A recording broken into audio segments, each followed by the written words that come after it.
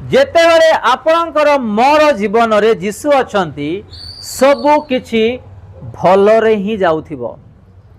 जेतेबेले आमे जीशु कृष्ण दूर हेबा, जीशु आम ठारू दूर हो जीवो, ताहेले समस्या बाहरिबो, समस्या बाहरिबो।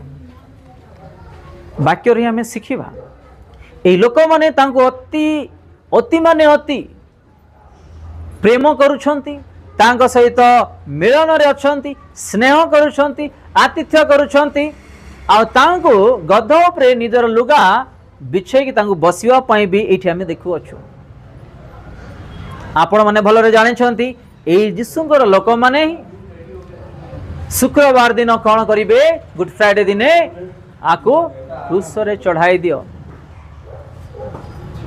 आ लोक माने पूरा छिन्न भिन्न जेतले यीशु को धरिवे गुरुवार दिन रात समस्ते छिन्न भिन्न, समस्या आसिले छिन्न भिन्न हेबा पई यीशु माननको जीवन देनांते आशीर्वाद करिनांते। छिन्न भिन्न जेते बेले आमे हेबा आउ अधिक रो अधिक छिन्न भिन्न शैतान करिवो।